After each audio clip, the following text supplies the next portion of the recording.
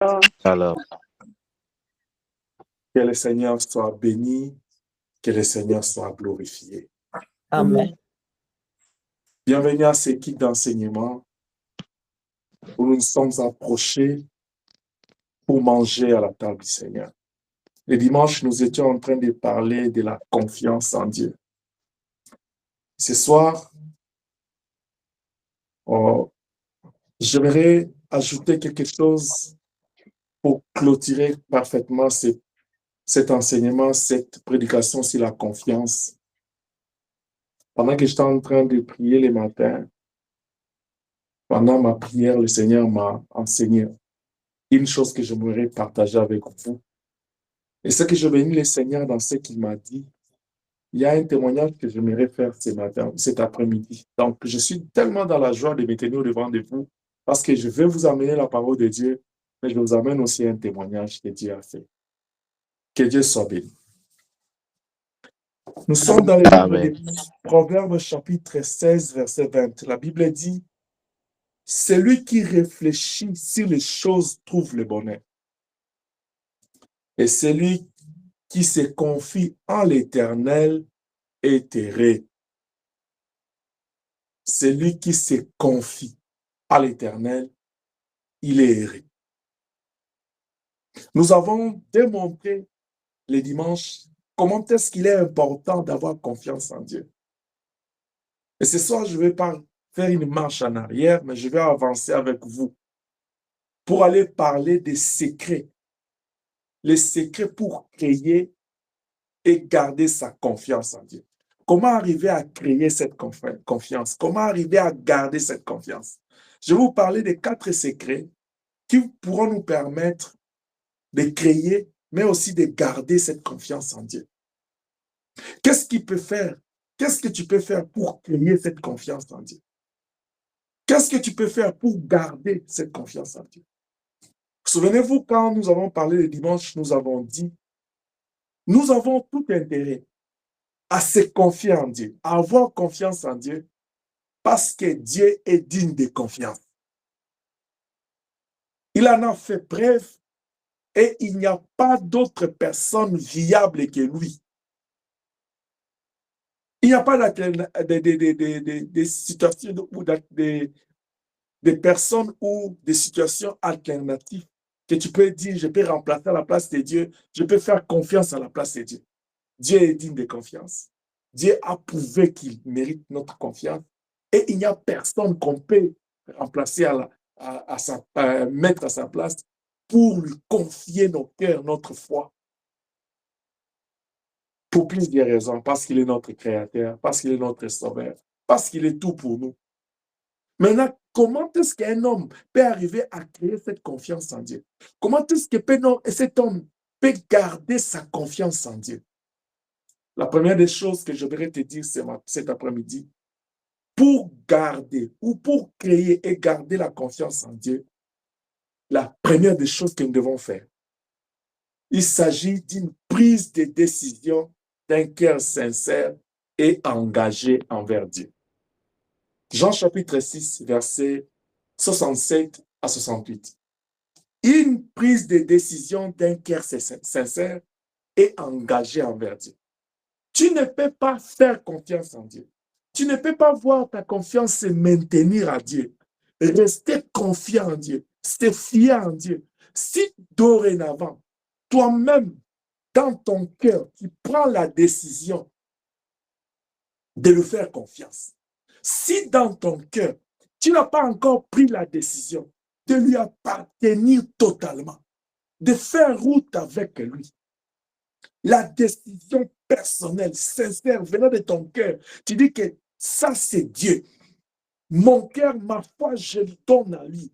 Je me fie à lui. Je me confie en lui. Si tu n'as pas encore pris cette décision-là, tu peux voir ta confiance, ta foi aujourd'hui peut monter et demain descendre. Tu vas vivre une vie de foi, une vie chrétienne de montée et de descente. Est-ce que je parle à quelqu'un? Pour voir ta confiance en Dieu être stable et constante, pour que tu puisses dans ton cœur créer la foi ou la confiance en Dieu, il faut que toi-même tu puisses juste prendre la décision que Étant donné que Dieu est digne de confiance, étant donné que Dieu m'a déjà prouvé que je peux lui faire confiance, étant donné que je n'ai pas d'autres personnes à faire confiance que lui, je prends ma décision aujourd'hui de tout mon cœur de lui faire confiance. Est-ce que tu es déjà rendu là? Ce soir, toi qui m'écoutes, est-ce que tu es déjà rendu au point où tu as déjà pris la ferme décision de faire confiance à personne qu'à Dieu?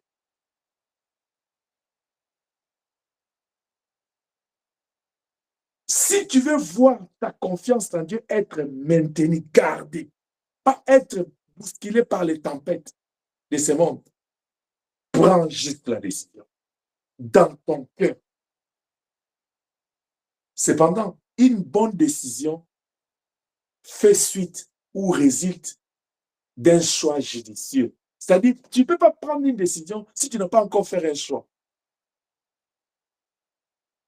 Tu ne peux pas prendre une décision de te confier en Dieu si tu n'as pas encore choisi Dieu comme étant l'objet de ta confiance, la personne de ta confiance.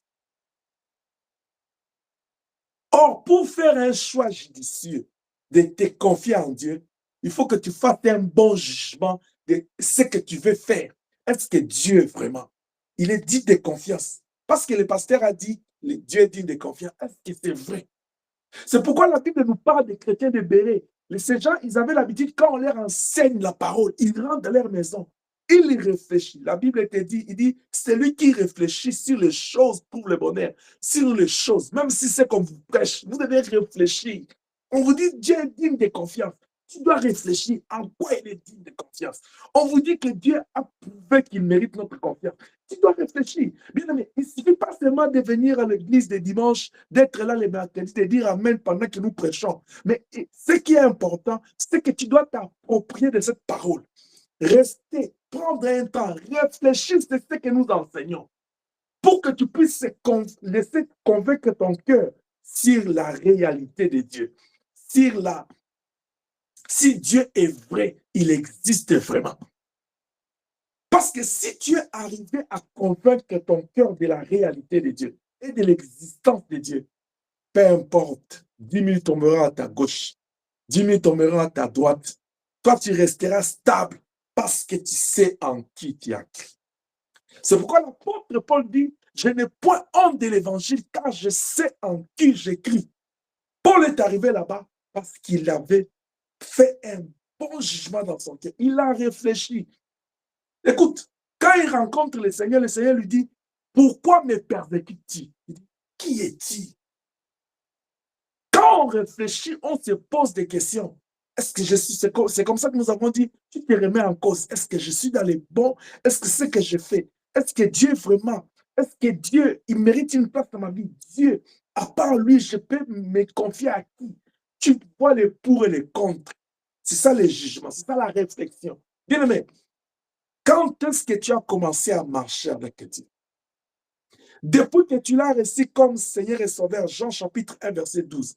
La Bible dit, il vous a donné le pouvoir de devenir enfant de Dieu. Maintenant que tu es devenu enfant de Dieu, tu as commencé à marcher avec Dieu. Marchant avec lui, pas à pas, nous nous approchons vers les cieux. Jésus revient bientôt. Tous ces parcours faits avec Dieu doivent t'interpeller. Tu dois réfléchir si ta marche avec Dieu, juste là où tu es arrivé. Est-ce qu'il est digne de confiance? Est-ce qu'il a fait preuve que tu peux te confier en lui? Le Saint-Esprit nous pose la question ce soir. Est-ce que Dieu est digne de confiance dans nos vies? Est-ce que Dieu mérite vraiment que nous puissions nous confier en lui? Ça, c'est la première question que tu dois te poser. Regarde ta vie. Est-ce que tu t'es déjà posé cette question-là? Non, non, j'aimerais dire à quelqu'un ce soir. Il ne suffit pas seulement de dire Amen, Alléluia à la prédication. Mais ce qui est très important, c'est de réfléchir sur ce qu'on nous prêche. Parce que les prédicateurs apportent la volonté de Dieu, la lumière pour éclairer nos vies. Mais qu'est-ce que nous faisons de cette parole? Celui qui réfléchit trouve le bonheur. Bien aimé, le bonheur réside dans la réflexion, dans le bon jugement. Parce que quand tu réfléchis, tu vas savoir ce qui est bien et ce qui tu vas savoir séparer ce qui est bien de ce qui est mauvais. Et tu feras le choix de faire ce qui est bien pour plaire à Dieu et pour ton épanouissement et éviter le mal. Est-ce que il t'arrive de prendre des temps, de réfléchir sur ta relation avec Dieu? Est-ce que Dieu mérite ta confiance? Parce qu'on peut parler, confiez-vous à l'Éternel, nous disons Amen. Et quand le vent souffle dans nos vies, nous plairons. La vie, c'est un combat. Tant que tu vis, les combats viendront. Que personne ne te dise que comme tu es enfant de Dieu là, les combats ne vont pas venir. Gloire soit rendue à Dieu. Luc chapitre 10. Le Seigneur les appela et les envoya pour aller évangéliser. C'est lui qui les envoie. Mais si les terrains là où ils étaient allés, ils n'étaient pas allés seuls. Dieu avait envoyé juste 70, regroupés en DD, comme 35 groupes. Mais il y avait un visiteur avec son armée. C'était le diable. Même quand Dieu appelle Moïse, il l'envoie en Égypte. Il y avait les magiciens et les pharaons qui se sont opposés. Le diable ne te laissera pas. Mais gloire soit rendue à l'Éternel. Car la Bible dit, ils vous feront la guerre, mais ils ne vous vaincront pas. Le Seigneur sera là pour te délivrer. La Bible dit, le malheur atteint souvent les justes, mais l'Éternel en délivre toujours, parce qu'il est Dieu. Tu veux créer la foi, tu veux créer la confiance en Dieu, tu veux voir naître la confiance en Dieu, tu veux que ta confiance en Dieu puisse grandir, tu veux que cela soit gardé, maintenu, que cela ne soit pas bousculé par les vents du temple de ce monde.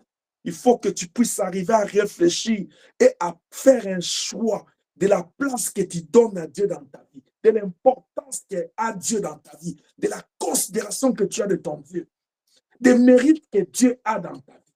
Et tu vois, il n'y a pas d'alternative que tu vas dire que non, je vais changer Dieu à celui-ci. Je vais remplacer Dieu. Si Dieu n'est pas une pièce de rechange. Et Dieu n'a pas de pièce de rechange. Il est Dieu. Il est l'unique. C'est pourquoi il dit à Israël dans Deutéronome, écoute Israël. L'Éternel, ton Dieu, est l'unique Dieu et l'unique Seigneur. Je veux que quelqu'un dise ce soir que Dieu n'a pas de pièce de rechange. Dieu n'a pas de pièce de rechange. Il n'a pas de comparable. Il n'y a personne que tu peux remplacer à la place de Dieu. Il n'y en a pas. Il n'y en a pas. Mais Dieu peut me remplacer par une autre personne. Dieu peut créer une autre personne mieux que moi, identique à moi, performante que moi. Mais il n'y a personne qui peut remplacer Dieu parce qu'il est le tout-puissant, parce qu'il est le créateur. Amen. Il est le roi des rois, des seigneurs des seigneurs. Tu ne peux pas prendre cette décision-là de ton cœur sincère et engagé à te confier en Dieu si tu n'as pas encore fait réfléchir sur ce qu'il est, sur ce qu'il fait dans ta vie. Est-ce qu'il est vraiment digne? Est-ce qu'il mérite? Vous voyez tous ces gens dont la Bible parle, tous ces patriarches. Je peux aller dans Hébreux chapitre 11. Vous verrez, on est en train d'expliquer chacun dans ce qu'il a fait comme expérience avec Dieu. Tu ne peux pas arriver dans ce domaine de la foi si tu ne réfléchis pas. Ce n'était pas facile pour Abraham de sortir de son village comme ça. Quand toi, tu as quitté ton pays là pour arriver ici au Canada, tu savais que tu vas au Canada. Abraham ne savait pas. Mais toi, au moins, tu avais ton passeport, tu avais ton visa, tu avais ton argent de poche, tu avais même l'adresse de là où tu pouvais arriver, tu avais même la destination, tu savais. Tu savais. Même si tu n'avais pas de famille ici, tu savais que non, au moins, le gouvernement sera ta famille. Mais Abraham est sorti comme ça. Parce qu'on lui a dit, vers un territoire que je te montrerai. Il est parti comme ça. Mais comme Dieu est fidèle, comme Dieu est digne de confiance, comme Dieu ne ment pas, comme Dieu ne se répand pas de ce qu'il a dit, il a réalisé ce qu'il a promis à son serviteur. Je voudrais dire à quelqu'un, Dieu n'est pas un homme pour se repentir de ce qu'il a dit. Il mérite notre confiance. Mais pour que tu puisses voir naître cette confiance en toi, il faut que tu puisses prendre la décision de lui appartenir, la décision de lui donner la place importante dans ta vie, qu'il n'y a pas d'autre personne à qui tu peux te confier. Bien aimé, je vous invite ce soir à réfléchir sur notre état de confiance Le niveau de confiance en Dieu, tu es à quel niveau? Ta décision de placer Dieu comme étant le plus important dans ta vie, tu es à quel niveau? Tu viens à l'église tous les jours. Tu écoutes la parole de Dieu tous les jours. Tu es chrétien depuis longtemps. Qu'as-tu fait de l'appel? Qu'as-tu fait de la parole que tu as écoutée? Qu'as-tu fait du Saint-Esprit?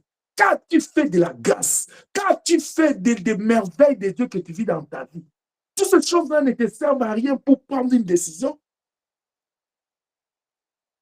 Oh, gloire soit rendue à Dieu. Dans l'Apocalypse, on dit, les uns sont chauds, les autres sont froids. Et ceux qui sont tièdes, Dieu va les vomir. Il y a des gens, il y a des années dans le Seigneur. Aujourd'hui, il est chaud, demain, il est froid, le lendemain, il est tiède. Non, non. Nous sommes arrivés au dernier virage. Jésus revient bientôt. Ne permets pas que la tempête sonne sans que tu prennes une décision. Que tu sois lionceau, que tu sois papa, que tu sois maman, que tu sois une grande personne. Jésus revient bientôt.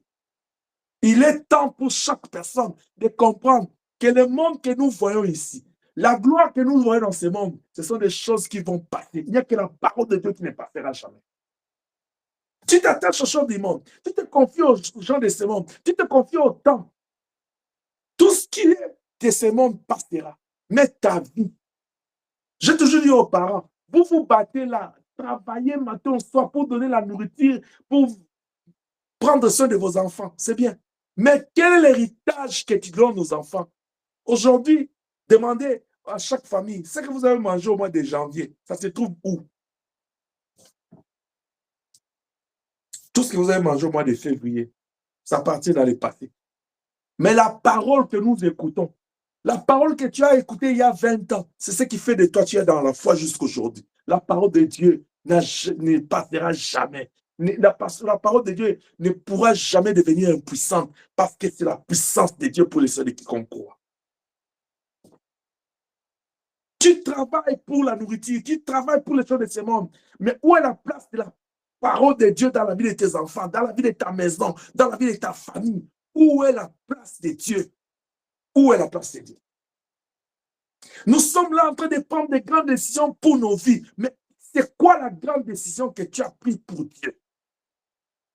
Nous sommes rendus au mois de septembre, presque octobre.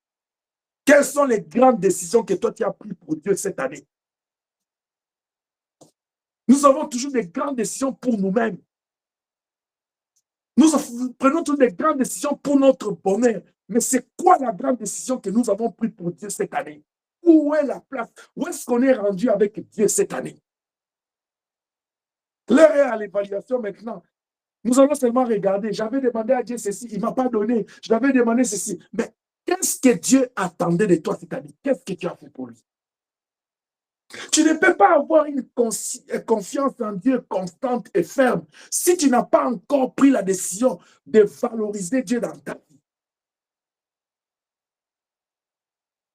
Quelqu'un qui a pris la décision de valoriser Dieu, de donner à Dieu la place qu'il faut dans sa vie, il sait que Dieu est plus important que l'argent. Dieu est plus important que les habits. Dieu est plus important que le monde. Dieu est plus important que tout, tout. C'est pourquoi la Bible dit, cherchez primairement le royaume des cieux et toute sa justice. Et le reste vous seront donnés par-dessus tout. Quand tu vas dans un marché, je rentre dans nos contextes là. Si tu achètes quelque chose, c'est quand on va te donner un surplus. Si tu n'achètes pas, il n'y aura pas. Le surplus ne vient pas si tu n'as pas encore acheté. Si tu n'as pas encore pris ce qui est achetable là, on ne te donne pas les surplus. Il n'y en a pas. On te dit, cherche d'abord le royaume des cieux, toute sa justice. Le reste te sera donné par-dessus. Toi, tu veux les par-dessus là. Tu veux les surplus. Tu négliges le royaume des cieux. Tu négliges ton âme. Où est la place de Dieu dans ta vie? Bien, mais il est temps pour bannir les doutes dans nos cœurs.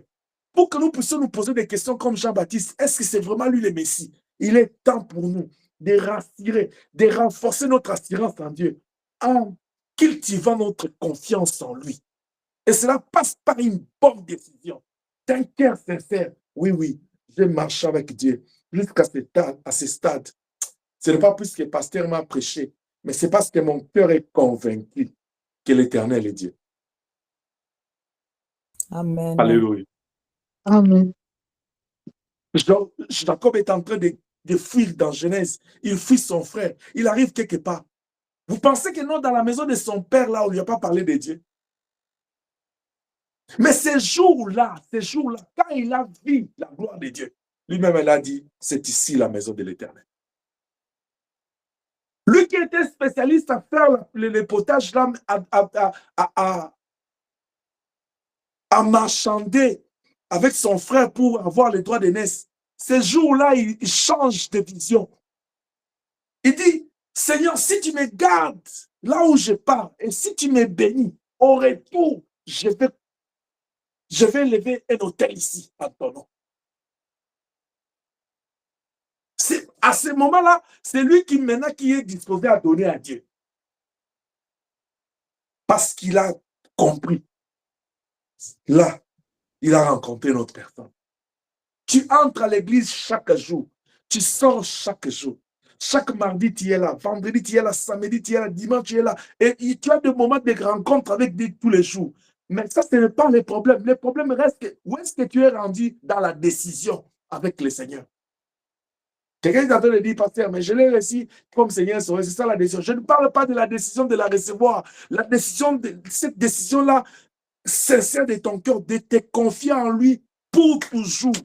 C'est-à-dire, pour arriver à ce que Romain dit, j'ai la ferme assurance que rien ne pourra me séparer de l'amour de Dieu. Parce que je suis rassasié. Je suis comblé de sa grâce, de son amour, de la conviction que c'est Dieu ou rien. Est-ce que je parle à quelqu'un? Amen, amen. Je suis en train de dire, c'est Dieu ou rien. Ou bien toi, tu as encore, c'est Dieu. Bon, quand je n'ai pas l'argent, c'est quand je suis... Non, non, c'est Dieu ou rien. Bien, tu vois, tout ce que nous cherchons dans ce monde ici, tout ce que nous cherchons, ce que tu cherches là, ce que je cherche là, ce sont les choses de ce monde passeront. C'est Dieu ou rien. Si tu veux vivre dans la constance de la confiance en Dieu, il te faut prendre la décision. Jean chapitre 6, versets 67 à 68. Qu'est-ce qui se passe? Jésus parle, il parle, il parle. Il y avait encore des inconstants dans les groupes. La Bible dit ils ont pris la route. Ils ont abandonné le Seigneur. Combien de gens avec qui tu as cru? Que tu t'es converti, même ils se sont convertis avant toi, après toi, combien ils ont abandonné? Mais que Dieu te bénisse pour ta persévérance, que le Seigneur te soutienne au nom de Jésus-Christ. Amen. Que Dieu te fortifie, malgré les tourments, malgré la tempête, avance, enfant de Dieu, que Dieu te bénisse. Amen, amen. Jésus tourne vers les disciples et dit, mais vous ne partez pas, pourquoi? Pierre dit, nous avons, où irons-nous? C'est toi qui as les paroles de la vie éternelle. Où irons-nous? Nous avons compris, nous avons réfléchi, nous avons pris la décision de ne pas partir quelque part. Nous allons te suivre, nous allons nous confier en toi, nous allons nous fier en toi. Si tu dis buvez mon sang, on boit. Si tu dis mangez ma chair, on mange. Parce que nous avons compris que tu es certainement le Fils de Dieu. Mais les autres là, il leur a fallu beaucoup de temps jusqu'à ce que l'homme a été élevé à la croix. Quand ils ont vu 3 heures de ténèbres, ils disent, certainement, cet homme est le Fils de Dieu. Ça vient toujours avec le temps. C'est pourquoi le Seigneur est patient. Il attend notre décision. Est-ce que je parle à quelqu'un? Amen. Amen. Je pose la question, est-ce que j'aime vraiment Dieu? Est-ce que sincèrement j'aime Dieu?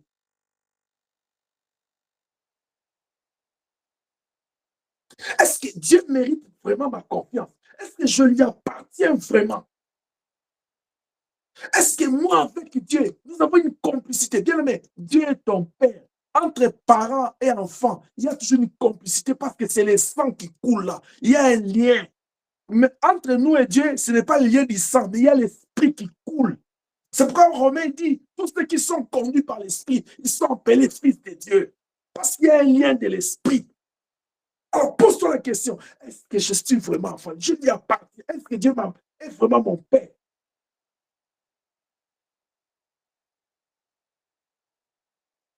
Parce qu'il est important que tu te dises, je vais me fier en lui, m'abandonner en lui. Tu sais, si tu es arrivé là, à ce point-là, qu'il pleuve ou qu'il neige, que la situation soit grande aux yeux des hommes, toi, tu vas seulement dire, je vais aller prier, mon Dieu. Daniel, on vient lui dire, il faut un songe et l'interprétation. Il dit, roi, donne-moi quelques temps, je vais aller consulter Dieu. Parce qu'il savait déjà que sa confiance était en Dieu. On vient lui dire, mangez la viande, sacrifice, donnez-nous les légumes. On va manger ça, ça va nous donner la bonne santé. Parce que nous ne pouvons pas piétiner la loi et nos traditions pour la crainte de Dieu, pour la gloire de Dieu. Quand quelqu'un se confie en Dieu, il devient mis à part, il devient consacré, il devient sanctifié pour Dieu. Il faut que certaines choses, il ne peut pas s'embarquer parce qu'il va perdre l'essentiel. Tout nous est permis, mais tout n'est pas utile.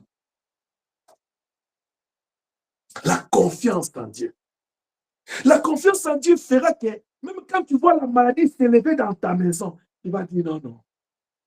L'Éternel est Jéhovah Rapha.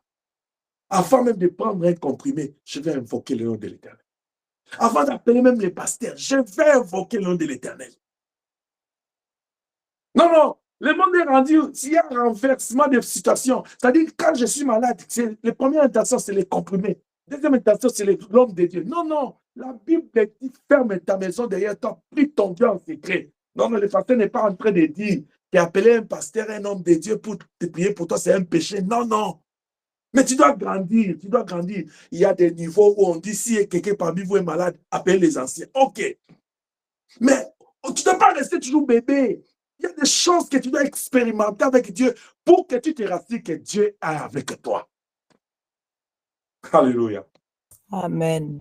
La décision sincère du cœur et un cœur engagé pour Dieu, tu dis, je ne vois pas. J'ai réfléchi sur les trois principes, si Dieu est digne de confiance. Oui, il est vraiment digne de confiance. Dieu a prouvé qu'il mérite ma confiance pour ce qu'il est pour moi, pour ce qu'il a fait. Oui, oui, il a prouvé. Est-ce que j'ai une autre solution alternative où je peux changer Dieu par quelqu'un, je n'en ai pas. Alors, comme je n'en ai pas là, je garde ce que j'ai. Est-ce que je peux te poser une question? La Bible dit la nature elle-même ne vous enseigne pas. Tu es ici dans ce pays où tu dois travailler pour vivre, pour payer tes factures. Tu as un travail où tu n'aimes pas, ou bien ça t'aide pas à t'épanouir. Le bon sens, la bonne décision, est-ce que tu vas attendre à avoir un autre travail, commencer les recherches, dès que tu trouves un autre travail, que tu abandonnes ce que tu fais, ou bien tu vas te dire non, moi je ne vais plus aller dans ce travail jusqu'à ce que comme je vais rester à la maison, je vais chercher un autre travail. C'est quoi la bonne décision? Tu dois continuer d'abord dans ce que tu fais.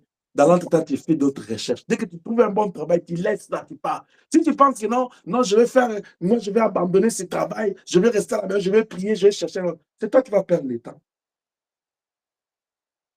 La bonne décision, c'est de placer Dieu à la première place dans sa vie. Que Dieu nous bénisse. Amen. Donc, Amen. ayez la confiance en Dieu et maintenir, garder cette confiance-là. La première, tout dépend de la décision que tu as prise, de te confier en lui. Non, non, je ne parle pas de se confier en Dieu à un moment donné de la vie. Non, non. Seigneur, je te reçois comme Seigneur et Sauveur. Ça, c'est la décision que tu avais prise pour donner ta vie en lui. Maintenant, la décision de dire, Seigneur, je t'appartiens. Toi là, tu es ou toi ou rien. Dans ma vie, il n'y a plus une source de confiance, ce n'est que Dieu. Tout se réside dans ma vie. C'est pourquoi dans Genèse, j'aime cet homme de Joseph. Quand il rencontre ses frères, il leur a donné l'histoire de ce qui s'est passé. Vous savez, la Bible dit, ses frères voulaient aller se repentir, commencer à se culpabiliser. Lisez cette histoire. Vous allez voir, Joseph dit, ce n'est pas vous, c'est Dieu. Quelqu'un qui prend la décision là de se confier en Dieu, il comprend tout ce qui lui arrive parce qu'il est enfant de Dieu, parce qu'il est serviteur de Dieu. Il dit que c'est Dieu qui a permis. Alors, si c'est lui qui a permis, Job a dit, mon Rédempteur s'élèvera le dernier. Laisse que tout ce que Dieu a permis dans ta vie, qui s'élève le dernier pour te défendre au nom de Jésus-Christ. Amen. Deuxième secret pour garder sa confiance, garder sa confiance en Dieu. Ce sont les expériences vécues avec le Seigneur. 1 Samuel chapitre 17, verset 37. La Bible dit, quand David arrive sur le champ de la bataille, on l'a sous-estimé par tout le monde. Mais écoutez la parole de David. Il dit, c'est Dieu qui m'a délivré de la griffe des lions et des pattes d'ours et donnera la victoire ici. Les expériences vécues avec Dieu. Bien-aimé, tu n'es pas la moindre. Tu n'es pas nul. Toi, avec Dieu, il y a une histoire. Ce n'est pas le fait de rester assis sur la chaise ou le banc parce que tu n'es pas pasteur, tu n'es pas apôtre, que tu es la moindre. Non, tu n'es pas la moindre. Tu n'es pas la moindre. Quand Dieu a envoyé Samuel dans la maison de Saül pour oindre les rois, on a cru que c'était les gens qui avaient les biceps. Vous savez, moi, dans ma vie, tout ce qui aime paraître, là, moi, j'aime pas ça. Tout ce qui aime faire beaucoup de bruit. Moi, quand quelqu'un, il est dans faire le bruit, vouloir paraître, je vais te laisser, parce que je vais te laisser l'espace pour que tu puisses profiter de ton temps. Mais je sais ta finalité, ça sera que non. Ça sera une chute libre. Laissez Dieu paraître dans ta vie parce que la gloire lui revient. C'est pourquoi Jean quand il dit, il faut que moi je diminue et lui augmente. Tu as une histoire avec Dieu. Si tu regardes ta vie, c'est pas pour rien que tu dis bien élevé. Jusqu'ici, Dieu t'a soutenu. Amen. Il y a beaucoup de choses Amen. dans ta vie que je ne pourrais pas énumérer. Regarde, oh, bien aimé, regarde ta vie au travers d'un miroir. Si c'est possible là où tu es, regarde-toi devant ton écran. Si tu pourrais le faire même après les kits, va ici devant un miroir. Regarde la personne là que tu vois au travers du miroir là. Essaie d'inventorier tout ce que tu as acquis depuis que tu es né. Est-ce que là où tu es rendu là, c'est comme ça que tu es venu dans ce monde? C'est pas pour rien Job dit, ni nous sommes sortis du sein de nos mamans, ni on rentra du sein de la terre. C'est-à-dire, on vient comme ça, sans diplôme, sans intelligence, sans quoi, sans maturité. Aujourd'hui, c'est Dieu. Si je me tiens devant de vous parler de la Bible, si tu aimes que le pasteur parle, parce qu'il parle bien de la part de Dieu, ce n'est pas moi, c'est Dieu. Joseph dit, c'est Dieu. C'est Dieu. C'est sa grâce. C'est pourquoi la Bible dit dans la Lamentation, il renouvelle ses bontés chaque matin.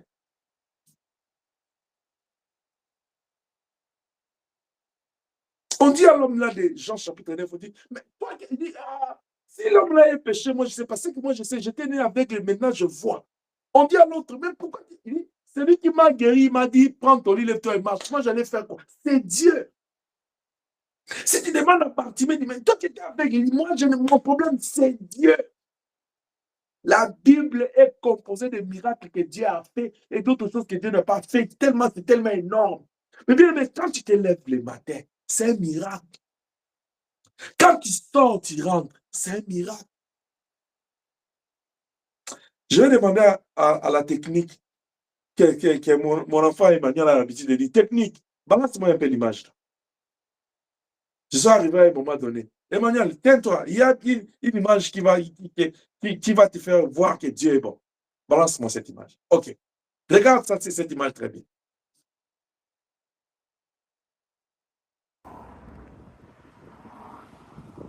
Ferme-moi les volumes. Je ne veux pas les volumes. Ferme les volumes. Parce qu'il y a une question que je vais poser.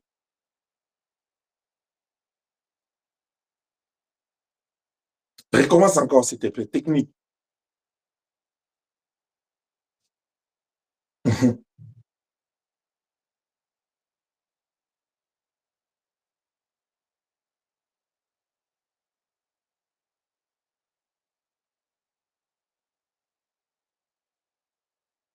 Amen.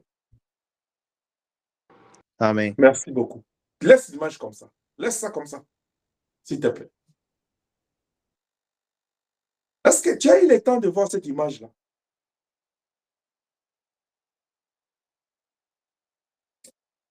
Qui peut me dire ce qu'il a vu dans cette image? À part la technique. Qui peut me dire ça? Emmanuel. Je pense il avait un accident. C'est comme la voiture qui est devant, elle est intacte, mais la voiture qui était derrière, elle est vraiment détruite. C'est comme toute partie devant qui est vraiment détruite déjà. Et la voiture qui est derrière, là, la voiture devant, là, ça te dit rien, mon fils? Ça me dit que quelque chose, c'est la protection de Dieu. Ok. Mais les deux voitures, là, ça te dit rien. Tu as bien regardé ça. Ma fille, ouvre-moi ta caméra. C'est comme la voiture là. Ma fille, ouvre-moi ta caméra. Tu sais de qui je parle là? Jésus-Christ avait dit, ah, ouvre-moi ta caméra, ma fille. Papa. Oui, ouvre-moi ta caméra. Si tu n'étais pas prête, j'étais surpris. Voilà. Est-ce que vous voyez cette fille ici? Technique, mets-moi encore l'image. Emmanuel, tu vas maintenant comprendre. Oui, je me suis rappelé de cette voiture. Ah. Oui. Tu t'es rappelé, hein? Ouais. Tout le monde, je pense que vous êtes déjà monté sur cette voiture-là, mais vous n'avez pas reconnu ça. C'est ça la conductrice de la voiture. Vous avez vu ce qui lui est arrivé ce matin? Vous allez apprendre ce matin que la sœur Inès est à l'hôpital, la sœur Inès quelque chose lui est arrivé, la sœur Inès, la sœur Inès, la sœur Inès. Mais elle est là, elle est en train de sourire. Souris encore, ma fille, souris. Souris encore. Amen, amen, Ebenezer. Mais regarde cette auto-là qui est derrière. Qui vient la cogner? Elle va faire le témoignage si c'est le dimanche elle-même. Qui vient la cogner derrière? Vous voyez l'état de l'auto qui est derrière? Vous voyez l'état de l'auto qui est devant? L'auto, sa Jeep là est devant. Mais technique, balance-moi encore l'image. Parce que je veux que tu comprennes les bienfaits de Dieu dans nos vies. Regarde sa voiture là. C'est comme si on n'a pas touché ça. Hein. Vous voyez sa voiture? Si tu regardes bien, tu verras, il y a un choc au pare-choc là d'en bas. Mais regarde l'auto qui est derrière. C'est selon l'auto là de derrière qui est venu échouer dans son auto. Mais regarde l'état de l'auto qui est derrière. Quand il m'a appelé le matin, je lui ai dit seulement un mot. J'ai dit, quand la Bible nous dit que l'ange de l'Éternel campe autour de ceux qui les prennent pour l'arracher du danger, Dieu n'est pas un homme pour mentir. Elle était encore dans cette vertige de l'accident. C'était frais. Le soir, elle m'envoie un audio, elle dit, papa, tu sais que ce que tu m'as dit là, c'est vraiment vrai. Regarde l'auto là qui est derrière, qui m'a cogné. Tu verras que les chocs dans l'auto là, c'est du côté du chauffeur, c'est du côté gauche. C'est ce de son côté. Mais ce qui est bien, son Dieu à elle l'a protégée, elle a protégé aussi la dame qui était derrière. La dame là aussi n'est pas morte. Que Dieu soit loué. Merci beaucoup. Est-ce que tu peux acclamer pour le Seigneur? Amen. Gloire à Jésus. Peut-être que je te fais un témoignage de ce qui s'est passé. En passant, la dame là qui est derrière, il n'a pas d'assurance auto. Vous qui conduisez l'auto là avec des G1, avec des permis apprentis sans assurance, la Bible dit rendez à César ce qui est à César. Faites attention à la loi. Parce que le jour où on va t'arrêter là, tu vas prier Dieu dans les langues maternelles et les langues spirituelles. Je suis en train de dire, le deuxième secret pour garder ta foi, c'est les expériences vécues avec Dieu. Quand tu vois ces choses, merci, tu peux enlever le partage, s'il te plaît. Quand tu vois ces choses, tu restes calme, tu acclames. Tu dis, il y a un Dieu quelque part. Ce Dieu-là est avec moi, il me sécurise. Et ça, c'est le fruit de ceux qui servent Dieu, de ceux qui craignent Dieu, de ceux qui aiment Dieu. Et je le dirai assez pour ma fille ici, que Dieu te bénisse abondamment. Parce que le sacrifice qu'elle fait pour l'œuvre, elle mérite que Dieu la sécurise et que Dieu la bénisse chaque jour. Que Dieu te bénisse, ma fille. Amen, amen. Dans Deutéronome chapitre 4, verset 9 à 10, qu'est-ce que la Bible dit? Bien aimé, les expériences que tu as vécues avec Dieu, c'est ce que nous appelons les merveilles de Dieu dans ta vie. Les merveilles de Dieu dans ta vie sont l'expression de l'amour de Dieu. de la fidélité de Dieu, de la bonté de Dieu et de sa grâce dans nos vies. Je disais, les merveilles de Dieu, c'est l'expression de l'amour, de la grâce, de la fidélité et de la bonté de Dieu dans nos vies. Nous ne méritons rien. C'est juste par amour qu'il accomplit ces choses. Elle était dans son auto en train d'aller à quelques minutes de traverser le Canada pour aller arriver aux États-Unis pour commencer son travail. 5 minutes. Elle s'arrête seulement, en fait. Elle attend seulement derrière. Boum, boum. Elle ne savait pas. Quand tu te réveilles là le matin, là, tu ne sais pas ce qui t'attend sur la route. C'est pourquoi, confie-toi à l'Éternel, tu seras heureux. Toutes ces merveilles que tu as vécues dans ta vie doivent te servir de force pour que tu continues à compter sur Dieu. Bien, mais tu dois apprendre à rester, avoir des temps, ce que moi j'appelle des temps de nuit. C'est-à-dire, tu arrêtes tout. Dans ton esprit, tu ne fais que réaliser, contempler, magnifier, repenser aux bienfaits de Dieu dans ta vie. Est-ce que tu fais ça?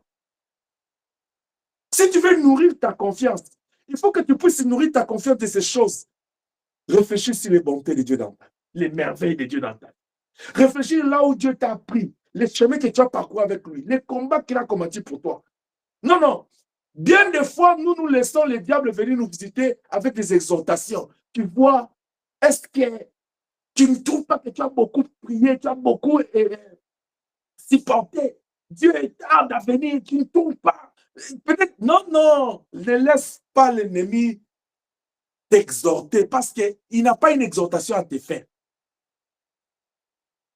Tout ce que le diable viendra t'exhorter, là, te donner comme exhortation, c'est pour t'amener à la mort. Car la Bible dit, il ne vient que pour détruire, égorger, voler. Les bienfaits de Dieu dans nos vies, quand nous réalisons cela, c'est pour te dire que non, non, non, ça ce n'est pas moi, c'est la grâce. C'est pourquoi Dieu dit dans Deutéronome 4, 9 à 10, tu peux aussi lire dans 8, 17, et dans Deutéronome 9, 4 à 7, Dieu dit aux enfants d'Israël, quand vous allez entrer au pays de Canaan, gardez-vous d'oublier que c'est par ma main puissante que vous êtes sortis de l'Égypte. Des fois, nous oublions les bienfaits de Dieu dans nos vies. Des fois, nous oublions tout ce que Dieu fait dans nos vies, la force de Dieu, la puissance de Dieu. Des fois, on pense que c'est nous qui faisons. Bien aimé, arrêtons de prendre la place de Dieu. Même quand tu sors de chez toi. Aujourd'hui, la sœur Inès est sortie pour aller travailler. Elle n'a pas travaillé. Si ça dépendait de sa force, elle devait être au travail. Elle aime bien son travail. Nous pensons que quand nous sortons, nous rentrons, c'est moi qui ai fait, c'est moi qui ai. Non, non, c'est par la grâce de Dieu que tu arrives à faire ça. Parce que le souffle de vie vient de Dieu. La force vient de Dieu. Tout nous vient de Dieu. Toutes les expériences que tu fais avec Dieu, tout ce que Dieu fait dans ta vie, ou Dieu fait dans la vie des autres par ton canal, tu dois prendre ça comme des raisons pour faire confiance à Dieu. Parce que celui qui a fait aujourd'hui, il n'a pas changé. Il fera aussi demain. Alléluia. Amen. Il le fera encore parce qu'il est Seigneur, parce qu'il ne change pas, parce qu'il est notre Dieu. Il le fera parce qu'il est tout-puissant. Amen, amen. Amen, amen. Les expériences faites avec Dieu, c'est très important. La troisième chose, si tu veux voir ta confiance en Dieu stable, grandir, ne pas être bousculé, tu ne pas perdre ta confiance en Dieu, demeure dans la présence de Dieu. Et vérifie toujours, rassure-toi toujours que non, Dieu demeure en toi. Toi dans sa présence, Dieu en toi. Dans cet environnement-là spirituel, tu ne peux pas perdre la foi, tu ne peux pas perdre la confiance en Dieu. Vous avez vu même le Seigneur Jésus-Christ, Matthieu chapitre 4, il va dans la prière. C'est quand il sort de son environnement de la prière. Je ne suis pas en train de dire qu'il a quitté la présence de Dieu. Le diable n'est pas allé le chercher dans sa prière. Mais vous savez qu'il y a même des gens, d'autres gens, même dans la présence de Dieu, même quand nous sommes à l'église là, lui il commence à dire, pourquoi c'est moi Inès? Regarde comment il parle beaucoup d'Inès, pas moi. Le diable veut te dire, mais pourquoi le pasteur? Il parle des il ne parle pas de toi. Non, le jour où Dieu va te visiter, là, on parlera de toi. L'essentiel pour nous, la gloire revient à Dieu. Tu peux être là à l'église, là. Pendant que nous prêchons, là, toi, tu es en train de dire, c'est les choses qu'il dit là.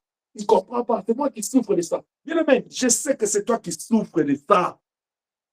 Et je prie le Seigneur à t'aider dans cette souffrance. Et je sais même quand tu traverses l'ombre de la mort, la Bible dit, je n'ai aucune crainte. Pourquoi? Il dit, tu es avec moi. La présence de Dieu, très important. Quand tu sens que la chair commence à lâcher, bien aimé, ne te laisse pas entraîner par la fatigue de la chair. Invoque Dieu. La Bible dit, quiconque invoquera le nom du Seigneur Jésus-Christ sera sauvé. Les temps sont durs pour tout le monde, enfant de Dieu. Les temps sont devenus difficiles. Pendant que j'étais en train de méditer sur ces choses, j'ai entendu une phrase que les gens disent, oh non, même dans nos pays là, les choses vont s'arranger, même nos enfants. Bien aimé, moi je m'étonne, même les pasteurs, ils pensent que non, le monde va s'arranger. Ça va s'arranger en quoi? Peut-être je vais scandaliser la foi de plusieurs. Le monde, vous ne voyez pas que le monde va de mal à mal. Vous ne voyez pas que nous, les choses s'empirent.